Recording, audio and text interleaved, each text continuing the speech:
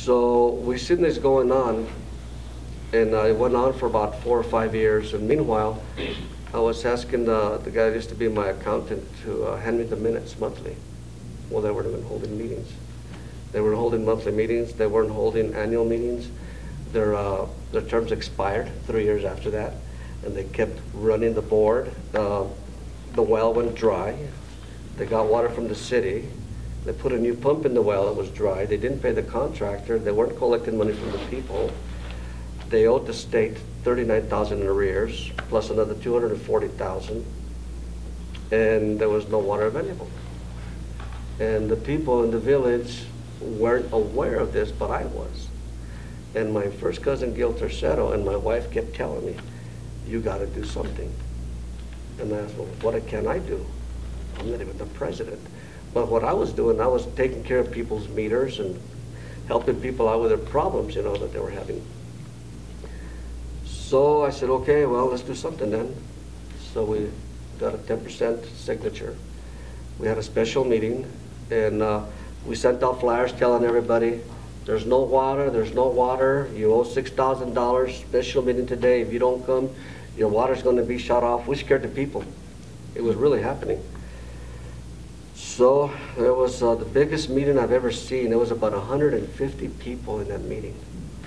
And the other guys that came in, the board that I disliked, came in, and they also came in with a guy who was a non-member that was going to be put to the position of president.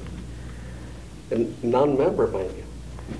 So my cousin and I and my wife did a lot of work, and we did the Corporation Commission laws, we did the bylaws, we did our homework, and literally we ran the meeting from the back while they sat in the front. By the end of the meeting, we had all 5 new board members. There was Mike Meir, the ex-city manager, the ex-school superintendent, very smart. There was Gil Tercero, the ex-county manager, very smart, with water rights as well.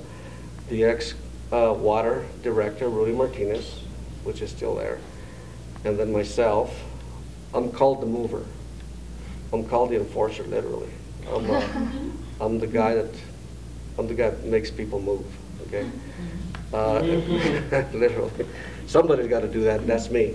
And then we had Mike Bird. He was an artist, computer science whiz. And then we hired Anna, the accountant. And we also hired a lady by the name of Nika Annan. Her mother was Olivia Annan. She was very active in the traditional historical community movement. She was one of the activists back from the 50s. And she was on the board with my dad back in the day. And then Tamara Lichtenstein was very involved, which is Mike Bird's wife. So here we are 10 years later, 11 years later, and we hold our own. Now we've got property, we've refurbished our whole system. We put electronical systems, meters. We have handhelds. We have an operator. We have an accountant. We have an office. We have 1 3/4 acre feet. We just put in a $1.1 million water computer system, the SCADA base they call it, and I don't understand half of that. I mean, pretty much I depend on Rudy, but that's who Agua Fria Water Association is now. And my ancestors would be thrilled with a 12-inch line going down that road. They used to have a half-inch line, and the guy at the end never got to shower. Yeah, there wasn't enough water. Yeah, everybody tried to shower at 2, 3 in the morning. Everybody's doing the same thing. Yeah, no, but gardens were poor. It was really, really, really sad. And we have the lowest water rights probably in the state, where our minimum is $26 for 6,000 gallons a month. That's very cheap. I think the city's charging up to $80 for 5,000 gallons a month. So here we are. What else would you like to know? So when the water board was mismanaging the water rights, how did that affect the township? The township didn't really know what was going on. They had the water going on. What they didn't realize, the rates, the accountant was not even doing his accounting and meter reading properly. What he was doing is guesstimating. He was just guesstimating bills per month, and he was charging the association a fee of doing that. And the people had their water, and when their water bills were, well, actually their water bills weren't even going up because he was guesstimating. So people were just paying on average, I think they were paying $14 a month on average back then, and the water was there. So when the well went dry and they put a pump in there, we had a supplemental line coming in from the city, which we got back, what, 1989, 1988. So the people never noticed a difference. The only difference they did realize is that there was chlorine in the water. Now the Agua Fria water, we don't treat our water with chlorine. It's right out of the hole, fresh water. We're probably the only association in the state that has fresh water. So we treat it whenever we get bacterial in there, like ants go in there sometimes. But the people never realized what was going on, because see, as it is with people in general, you always have the leaders that care, and you always have the blind people that are fine with life. You know, like 8 to 5, and I'm not saying that that's a bad class of people. I'm just saying people just depend on the fact that someone else is doing it, so they don't go to the meetings because someone else is there for them, and that's human nature. So it just, they never knew the difference. It amazed me how people are blind. Yeah. Did I answer your question? Yes. So clearly you've had many trials and tribulations, but I'm wondering, have you ever had a personal moment or an obstacle that made you so frustrated that you wanted to give up? Just leave it all behind? Yeah, this was particularly in 1995, 96, when I got voted out. I presented 22.5 acre-feet of temporary water, which was for 40 years, for the people that had no water. I got voted out, which was fine. My shop got shot up with high-power bullets because of the THC. I got arson twice. They burned down one shop twice in a day, and not too much after that, they burned down a semi-truck and a van in front of my mother's. So I got arson twice in 14 months. My shop got shut up.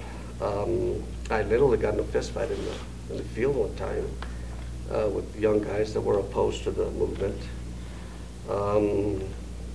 I threw the towel in and said, man, this is ridiculous, you know, why do I want to do this? So pretty much what happened is I landed up with high blood pressure.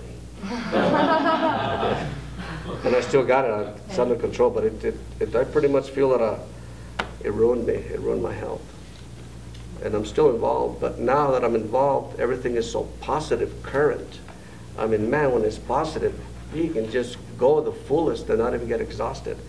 Versus when you keep going against a block wall and you're getting over, you just end up getting sick. And like I said, the saddest part is your own people. They just can't comprehend that you're trying to protect them.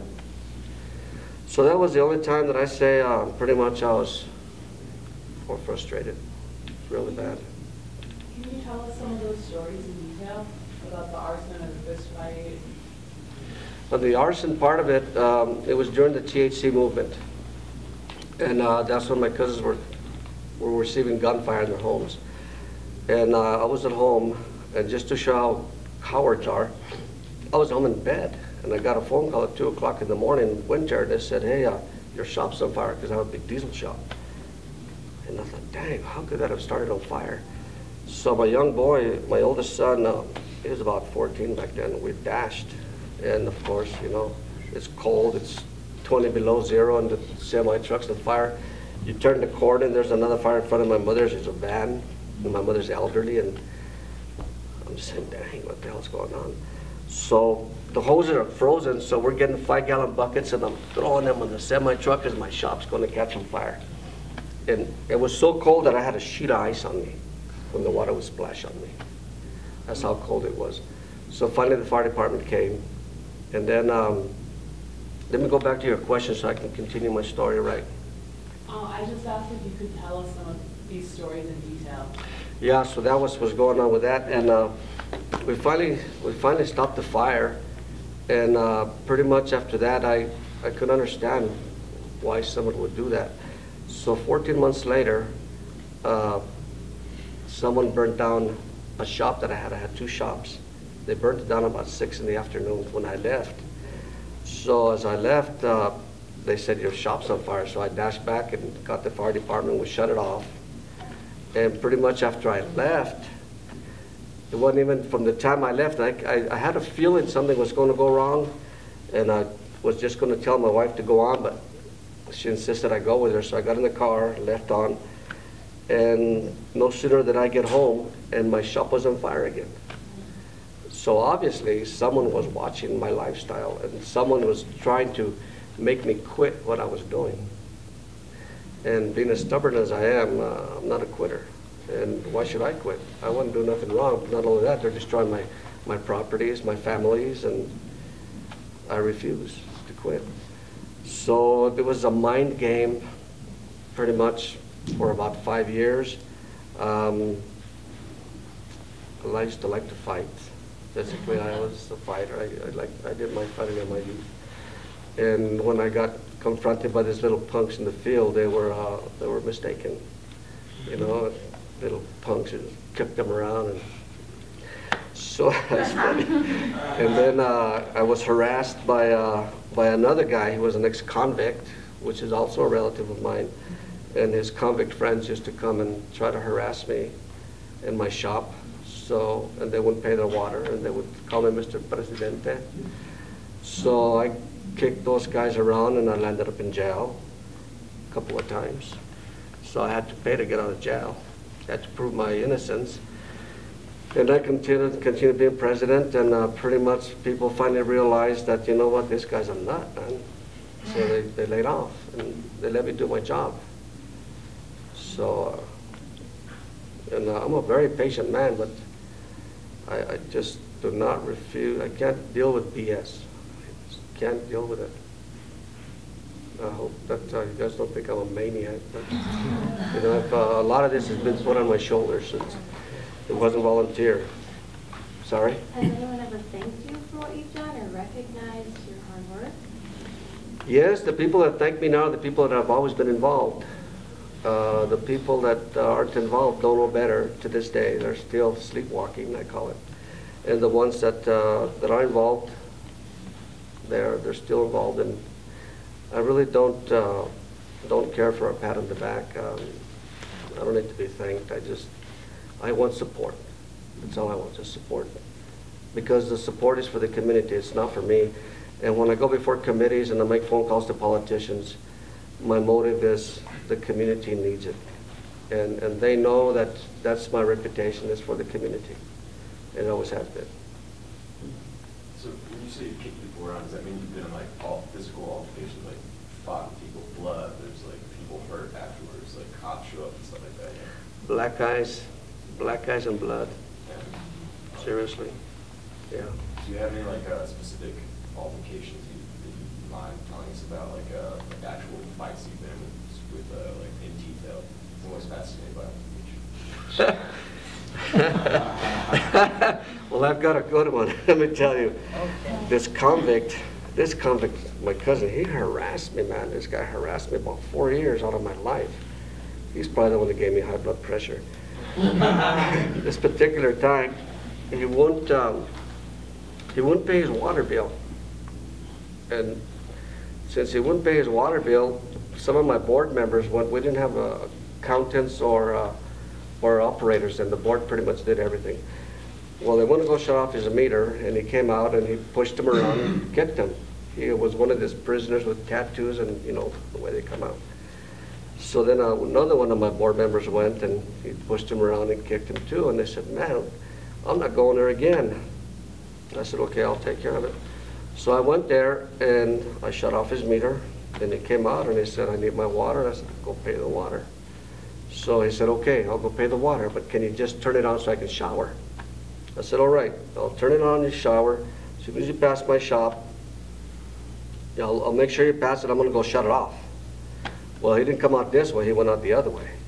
And then I got a phone call from my, as a matter of fact, we had a brand new accountant back then. The one that was guesstimating, the guy I mentioned earlier. He called me up and he said, you know what, this guy just came to my office, he kicked my computers around, he threw my tables over, and he said, that he's going to go to your shop and he's going to kill you. I said, okay. And he said, and he also said that you came over here and that you sent him here and that you're cleaning yourself with me, and I don't appreciate that. I said, well, that's fine. So here he comes into my property with his motorcycle and with his wife, and he drives up, and pretty much I was burning already. So I asked the guys that you came from over there, and he said, yeah. And he said, and I've got the receipts. I said, good, let me see your receipts. So he showed me the receipts, and I got them, and I got his hair, and I hit him, and I got his receipts, and I stuffed them in his mouth. Yeah, and then I got it from the hair. You wanted to know, right? I got it from the hair, and I washed his face in goat heads. Oh. Literally. Yeah, and his wife came out and started beating me on my back, so I yelled at my helper to bring the water hose, and I hosed her down. And of course the cops came and threw me in jail. Yeah, the cops came and they were asking questions, and I refused to answer. I wasn't going to answer to anybody. So they threw me in jail. And I was one of them. One of a few. So my reputation quickly got recognized. That, and I'm a good person, don't get me wrong, I'll help you. But this guy, he harassed me so much. Another particular time, he was coming down the road with his friends. It was about a Saturday morning, about 6 in the morning. And these guys are without their shirts and they're without their tattoos, and they're just talking about what they're going to do to me. Well, I had my big door open, and I just kept watching them walk towards me. So as they got closer, I just loaded my rifle. I have a 22 semi. They got closer, and I said, well, you guys want me? Come and get me. And they walked in, and I just started shooting up in the air, and they ran like a bunch of mice, and I ran after them with a rifle, shooting and shooting. And that's pretty much the last time they bothered me in that particular way. But I got harassed. That guy harassed me with incidents like this. Just wouldn't stop. So finally, we put the new system in I was telling you guys about, the 1.3 system. There was a fire hydrant that was in front of his place. And I went and asked the guy if nobody wanted to ask him. So I went and I asked him, you know what, dude? I said, we need to spin the fire hydrant. Your fence is in the way, and the fire department will not install it. Then they're not going to finalize our inspection. What can you do? He said, you know what? I want to be your friend. I said, okay, well, that's fine. We're relatives. I'll be your friend, too. He said, do what you got to do. I said, give me a letter giving me permission. So he gave me a letter, and we adjusted the fence, and now we're friends. It's funny. I have a question back towards the altercations. You know, you've had these different encounters with these convicts. After they would leave, were you like worried about anything? Like, was it okay sleeping at night? Did you have to take any extra precautions for your safety afterwards? Well, you know, the biggest worry I had was my mother. She's elderly, and she lived a mile away from me because I lived at the end of the property and she lived at the other end. That was my biggest worry. And then I worried about my kids coming down the road all the time because they're bicycles, you know, to the shop. And I also worried, there was times when I got home and they were shooting at me. I could hear the bullets literally flying by my head. And I'd literally this is like old Western movie. I'd get my gun and I'd see the vehicles and I'd chase them, and of course I never caught them, thank God. But I did, many sleepless nights. Many nights I wouldn't sleep, I'd just stay up. And I was the patrol. I had to patrol, and pretty much I still patrol a lot in my area. But I lived a hard life, man. And what would you say, you've been through so much, what would you say has been making it all worth it? Is there something you've seen, something someone's told you? You know what the beauty about all this is? That I see, as mad as I got and as crazy things that I was forced to do, the same people that oppose THC, that the mobs, the same people that opposed the incorporation and that voted me out, to this day, they come to my meetings now. And they need to be had compassion on, they need help, they need service from the association, and I treat them the same as I do everyone. So, it's been good. So that makes it worth it. Yeah, it don't bother me. You know what? Just like the Bible says, when you were a kid, you thought like a kid. When you're a man, you think like a man, and you put childish things away. So I blow it off, and it'll be a better community. It'll be safer for my mother, for my parents, for my kids. If you just let bygones be bygones and blow it off, because what does it matter? We're just passing through this world. Why is everybody so grabbing everything, trying to? Why do they hoard? What is the purpose of hoarding? And you know, we have the same Creator, and if you expect to be forgiven, you have to forgive. So that's my motive. When you were little, you said you did a lot of mischief. Yeah. Can you go a little more detail, some stories? Well, I've got I did horses all my life, and this particular time I'll give you a real funny story.